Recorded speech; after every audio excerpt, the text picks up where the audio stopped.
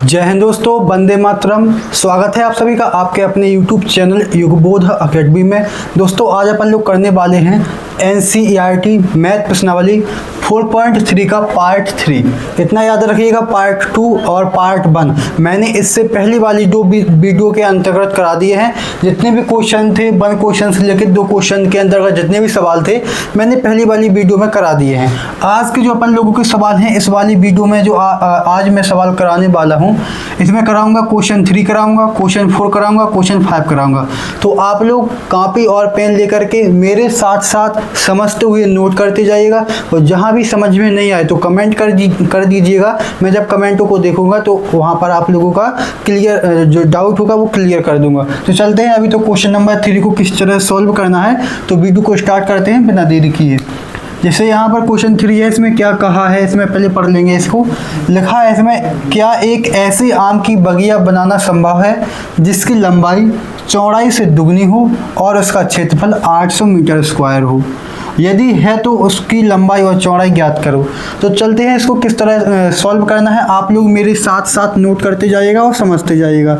तो सबसे पहले अपन लोगों को इसमें क्या करना है, जब आम की बगिया है इसमें लंबाई और चौड़ाई दी गई है तो शायद आम की जो बगिया है आयताकार की होगी। तो चलते हैं देखते हैं। तो सबसे पहले अपन लोग मान लेते हैं, माना इसकी आम की जो बगिया है तो माना चौड़ाई को अपन लोग क्या मान लेंगे, x मान लेंगे। माना चौड़ाई बराबर x, इतनी मान ली अपन लोगों ने चौड़ाई। अब इसमें क्या है, जब चौड़ाई अपन लोगों ने x मान ली, अब उसमें यहाँ पर लिखा है जिसकी लंबाई चौड़ाई से दुगनी हो। और सवाल ही में कहा है तथा लंबाई, जब सवाल में उसने कहा है जो लंबाई है वह चौड़ाई से कितनी है, 2 गुनी है। तो अपन लोगों ने लंबाई कितनी मान ली, 2x मान ली। इतना आप लोगों को समझ में आ चुका है। अब उसमें क्या कहा है, और इसका क्षेत्रफल 800 मीटर स्क्वायर है। जब आप लोगों को पता है कि बगिया का अगर अपन लोग क्षेत्रफल निकालेंगे तो 800 मीटर स्क्वायर दिया गया है, तो जो आयत का क्षेत्रफल क्या होता है, लंबाई गुणे चौड़ाई। तो यहाँ पर मैं ऐसा लिख सकता हूँ, आयताकार बगिया का क्षेत्रफल, आयताकार बगिया है क्या है, हाँ बगिया, आयताकार बगिया का क्षेत्रफल, बगिया का क्षेत्रफल इस तरह अपन लोग लिख सकते हैं। क्षेत्रफल बराबर, आप लोगों को क्या पता है, लंबाई गुणे चौड़ाई, इतना ही होता है ना, लंबाई गुणे चौड़ाई। अब क्षेत्रफल लंबाई गुणे चौड़ाई हो गया। क्षेत्रफल कितना दिया गया है, 800 मीटर स्क्वायर। इसका जो क्षेत्रफल दिया गया है 800 दिया गया, 800 मीटर स्क्वायर बराबर लंबाई गुणे चौड़ाई। लंबाई कितनी है, अपन लोगों ने 2x मानी और चौड़ाई कितनी मानी अपन लोगों ने, x मानी। तो यहाँ पर कैसा आ जाएगा, 800 बराबर 2x का x के साथ गुणा कर देंगे 2x स्क्वायर हो जाएगा। अब हम क्या करेंगे, जो x स्क्वायर के साथ में 2 मल्टीप्लाई में है ना, तो इसको हम यहाँ पर भेज देंगे तो नीचे पहुँच जाएगा। ऐसा आ जाएगा 800/2 बराबर x स्क्वायर। अब यहाँ इससे आगे यहाँ करते हैं, जैसे ही अपन लोग इसको काटेंगे तो कैसा आ जाएगा, x स्क्वायर बराबर यहाँ पर आ जाएगा 400।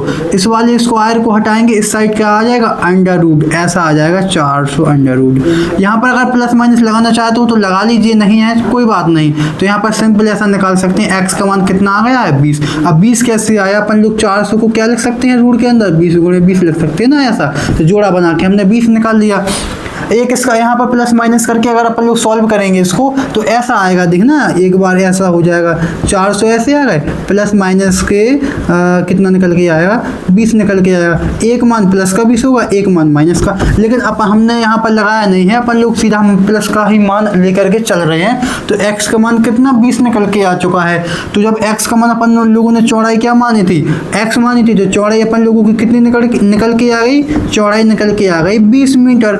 और लंबाई कितनी मानी थी, लंबाई हो चुकी थी 2x, तो 2 गुणे 20 यानी कि 2 दूनी 4 40।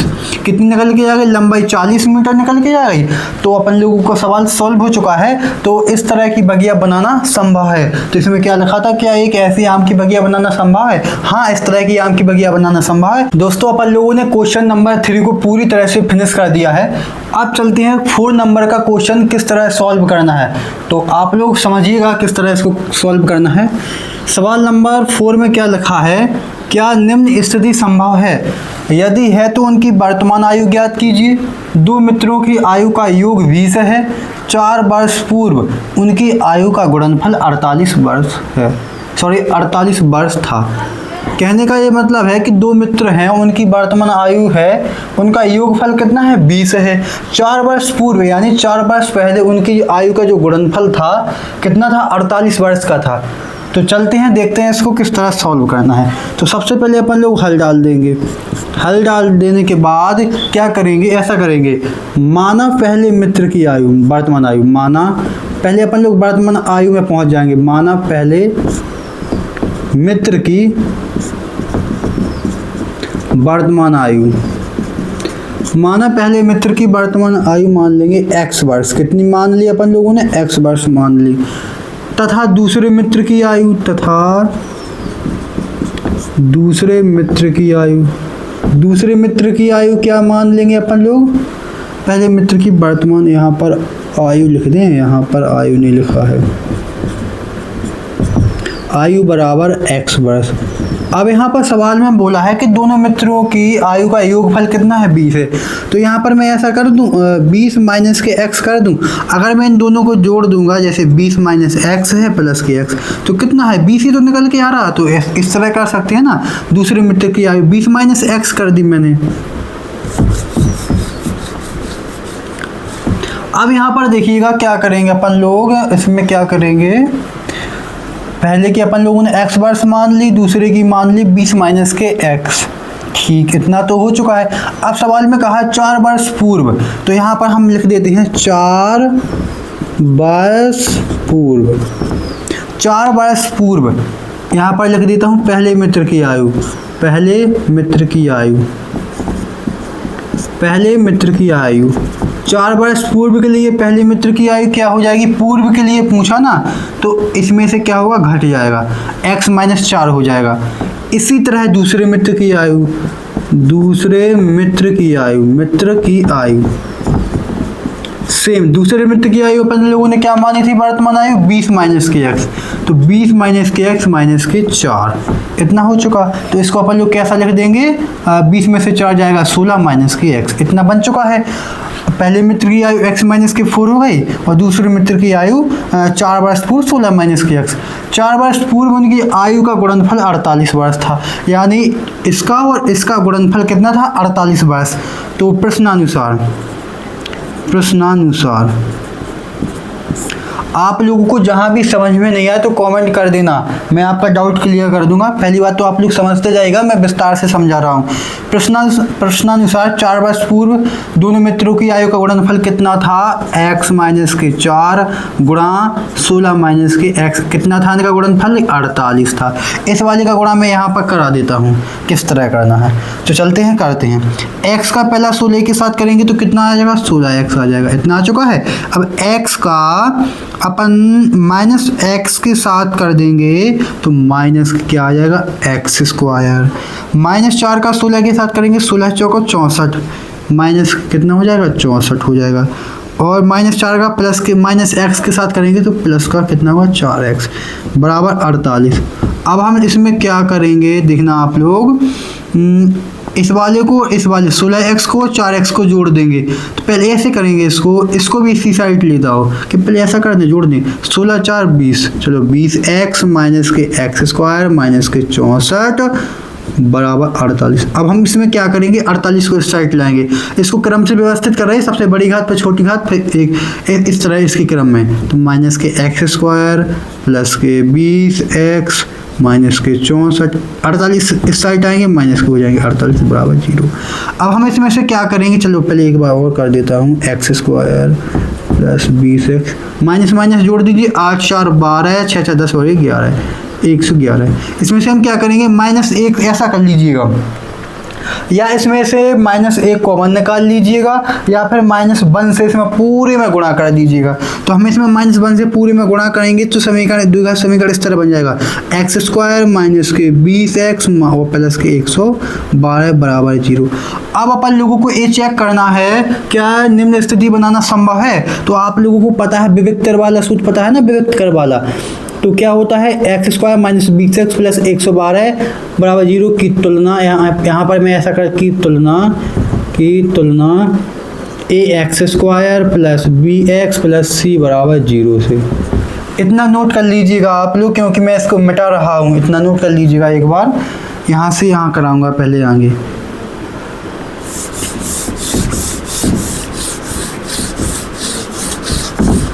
जब अपन लोगों ने इसकी तुलना कर ली तो ए का मान कितना निकल के आया, यहाँ पर ए का मान है 1, बी का मान कितना है -20 और सी का मान कितना है, यहाँ पर सी का मान है 112।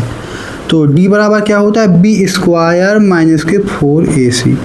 इतना ही होता है ना विविक्त कर वाला सूत्र, b का यानी -20 पे स्क्वायर -4 गुणे ए का मान कितना दिया गया है 1 और सी का मान कितना 112 है। इसका करेंगे कितना आएगा, 2 दूनी 4 यानी 400, इसका प्लस निकल के आया 4 दूनी 8, 4 एकम 4, 4 एकम 4, 448। तो माइनस वाली संख्या बड़ी है ना प्लस वाली संख्या से, यहाँ पर तो पहले बात तो प्लस वाली संख्या ही बड़ी कहलाती है, लेकिन यहाँ पर देखिएगा माइनस वाली संख्या यहाँ पर बड़ी है। तो क्या करेंगे, इसमें 448 में से 400 घटा देंगे, माइनस के बचेगा 48। अब आप लोगों को पता है अगर डी का मान क्या हो जाए, 0 से छोटा हो जाए तो कोई भी वास्तविक मूल नहीं होते हैं। तो क्या निम्न स्थिति संभव है, तो यहाँ पर लिख दीजिएगा स्थिति संभव नहीं है। दोनों की जो वर्तमान आयु है उनका निकालना स्थिति संभव नहीं है, क्योंकि जो 48 है 48 क्या माइनस में आंसर आ रहा, अगर 0 भी आ जाता या फिर प्लस में आ जाता तो स्थिति संभव हो जाती इसका आंसर निकालने के लिए। तो यहाँ पर लिख दीजिए स्थिति संभव नहीं है। क्या निम्न स्थिति संभव है, तो यहाँ पर लिख दीजिए कोई भी वास्तविक मूल नहीं है, कोई भी वास्तविक मूल नहीं है। यहाँ पर माइनस के 48 आया है, इसलिए अगर 0 के बराबर भी आ जाता 0 बराबर 0 तब भी सवाल का सवाल हल कर सकते थे, और अगर डी का मान प्लस में भी आ जाता तब भी हो सकता था, लेकिन माइनस में आया है तो नहीं हो सकता है। तो आप लोगों को ये वाला सवाल समझ में आया है, तो आप लोग इसका स्क्रीनशॉट ले लीजिएगा या फिर नोट कर लीजिएगा। चलते हैं क्वेश्चन 5 नंबर का सवाल किस तरह सॉल्व करना, चलते हैं। क्या परिमाप 80 मीटर तथा क्षेत्रफल 400 मीटर स्क्वायर के एक पार्क को बनाना संभव है? यदि है तो उसकी लंबाई और चौड़ाई ज्ञात करनी है। सेम जिस तरह पर लोगों ने क्वेश्चन नंबर 4 का सवाल सॉल्व किया है, सेम इसी तरह इसको सॉल्व करना है। इसमें भी एक आयताकार पार्क है, चलिए देखते हैं, बाद में पता चलेगा कि आयताकार है कि वर्गाकार है। पहले चलते हैं इसको सॉल्व करते हैं। सबसे पहले अपन लोग हल डाल देंगे, हल डालने के बाद क्या करेंगे, इसमें क्या परिमाप 80 मीटर तथा क्षेत्रफल 400 मीटर स्क्वायर। तो इसमें अपन लोगों को कोई सही से पता नहीं है कि दोनों में x माने कि y। तो चलते हैं पहले माना, यहाँ पर लिख देता हूँ माना लंबाई x मीटर मान लेते हैं और चौड़ाई मान लेते हैं, चौड़ाई अपन लोग y मीटर मान लेते हैं, y मीटर। अब सवाल में कहा है परिमाप कितना दिया गया है 400 मीटर स्क्वायर। अब लंबाई चौड़ाई है तो शायद आयताकार ही होगा, तो यहाँ पर आयताकार, यहाँ पर क्या लिखा है पार्क। यहाँ पर मैं ऐसा कर दूँ प्रश्नानुसार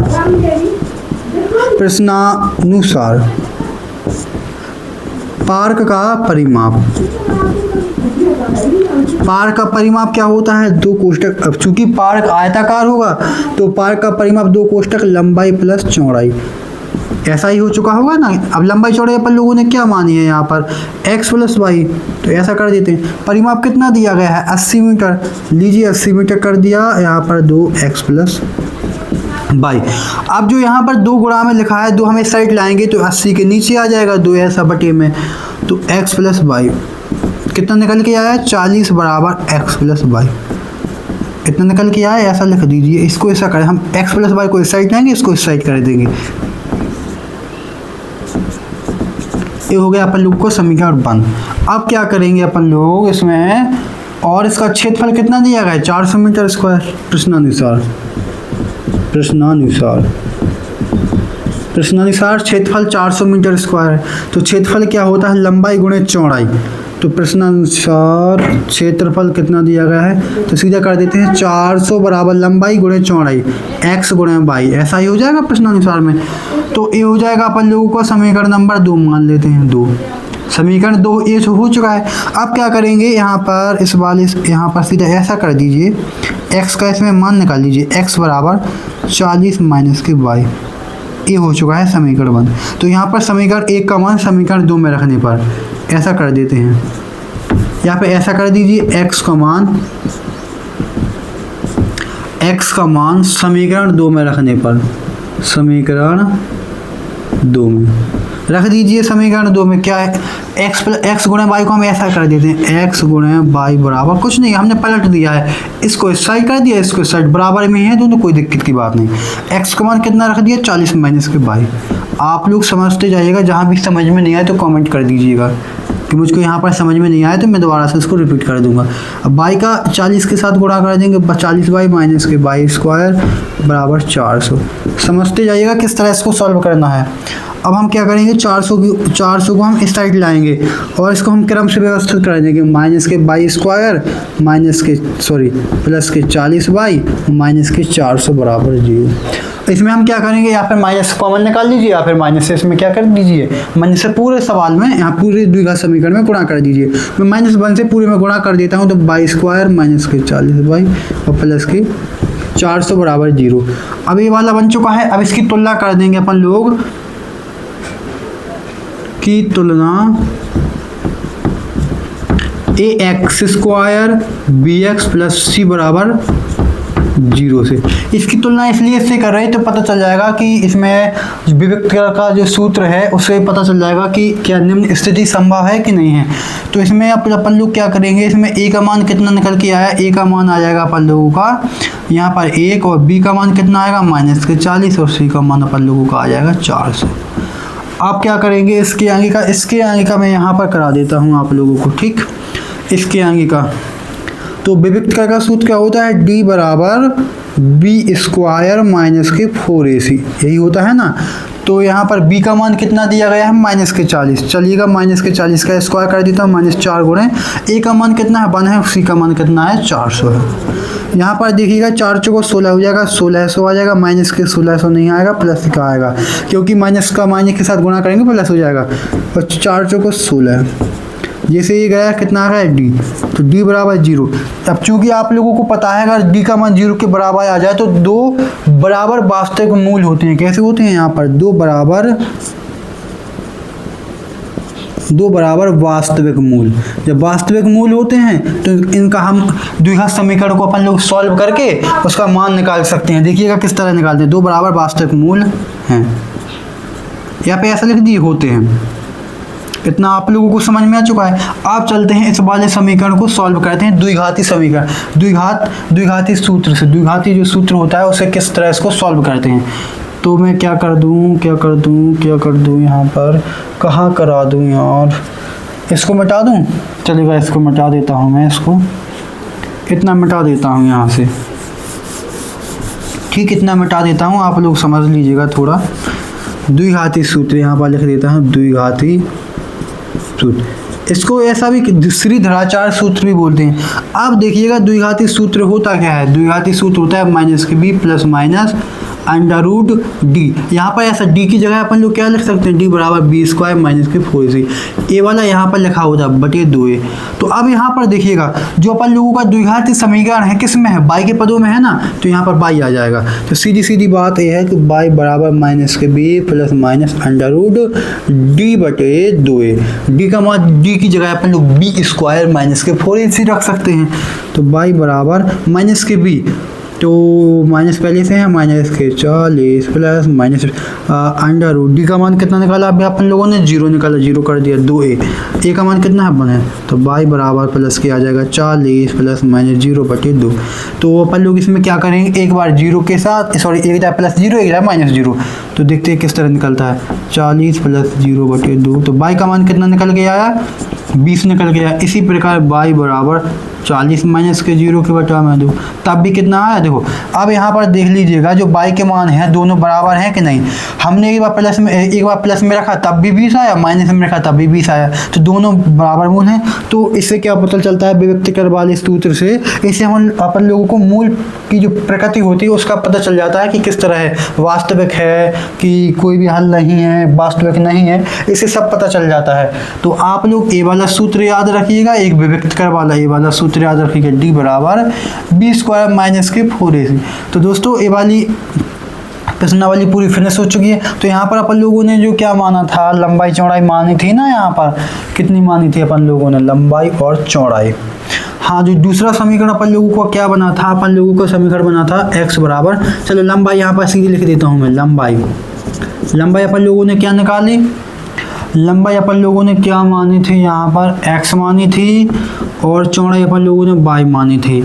तो लंबाई अपन लोगों की अभी चौड़ाई तो अपन लोगों की कितनी निकल आई, चौड़ाई तो निकल आई अपन लोगों की 20 निकल आई ना, और लंबाई अपन लोगों ने क्या मानी थी, x बराबर 40 माइनस के y, ये आया था ना x का जब अपन लोगों ने मान निकाला था। तो 40 माइनस के y कितना है 20, तो 40 में से 20 घटाएंगे 20, तो लंबाई भी इसकी 20 मीटर है और चौड़ाई भी 20 मीटर है। तो दोस्तों प्रश्नावली पूरी फिनिश हो चुकी है 4.3, यानी जो चैप्टर था ना 4 वाला द्विघात समीकरण पूरा फिनिश हो चुका है। आप लोगों ने अगर प्रश्नावली 4.1 4.2 नहीं देखी है तो मेरे चैनल पर जाइएगा, वहाँ पर आप लोगों को मिल जाएगी वीडियो पूरी क्रम बाय क्रम लगी हुई, तो वहाँ पर जा कर के देख सकते हो। और अगर आप लोगों को थोड़ी भी वीडियो पसंद आती है तो चैनल को सब्सक्राइब करके वीडियो को लाइक करके एक प्यारा सा कमेंट जरूर करना। मिलती है नेक्स्ट चैप्टर के साथ, तो आप लोग पढ़ाई करते रहिएगा। और सवाल अगर आप लोगों को समझ में नहीं आए होंगे तो कमेंट कर दीजिएगा, मैं फिर से समझा दूंगा। मिलते हैं नेक्स्ट वीडियो में।